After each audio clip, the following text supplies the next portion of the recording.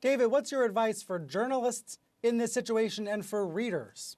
I have more advice for readers. You asked the question, Brian, why should, given these mistakes, why should people trust the media? And I would say the mistakes are precisely the reason that people should trust the media.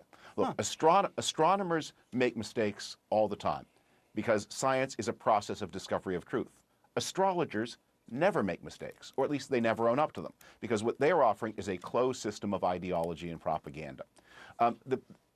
Faced with wrongdoing circled by lies, the process of piercing the lies to uncover the truth about the wrongdoing is inherently not only difficult but adversarial, because the people who are trying to find the truth are operating against bad faith actors engaged in concealment. So they get partial pieces of the truth. In the process, there are going to be overshoots and undershoots. That Bloomberg Reuters story you mentioned about Deutsche Bank.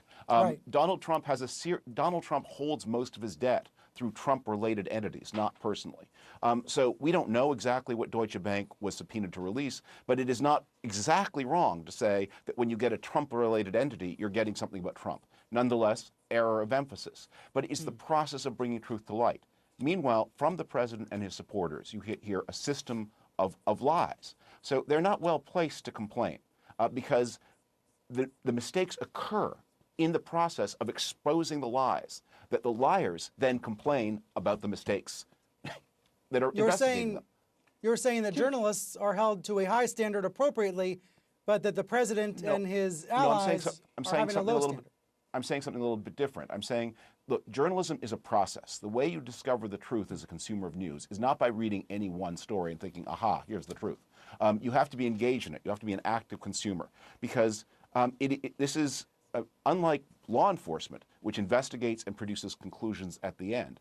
Journalists show their work as they go. They approximate the truth. They reach it. And in this case, they are reaching it not just because the truth is inherently difficult, but because they are confronting bad faith actors engaged actively in concealment in order to deprive the public of important knowledge of wrongdoing, financial, and national security.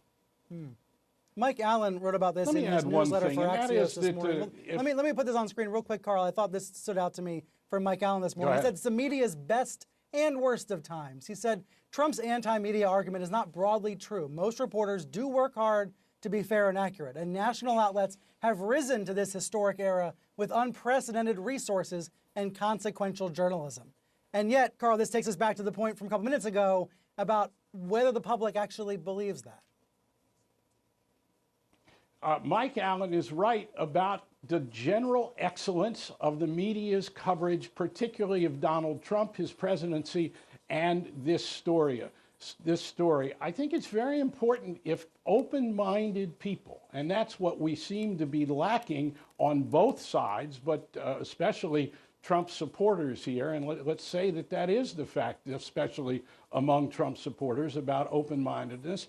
The media, generally speaking, the mainstream media, makes far fewer errors than most institutions in our culture, because we indeed are in the business of trying not to make errors. And we have all kinds of procedures in place to keep us from making those errors. Compare us to Wall Street, compare us to banking, compare us to the Congress of the United States, compare us to almost any institution, and we make fewer errors. At the same time, we can't be complacent. We need to be introspective. And part of being introspective right now in this cold civil war is to look at where we are in this country in terms of the press being a crucial element of the cold civil war, and see if there are some ways that we, through more transparency, as well as perhaps change in tone in some instances, can make ourselves less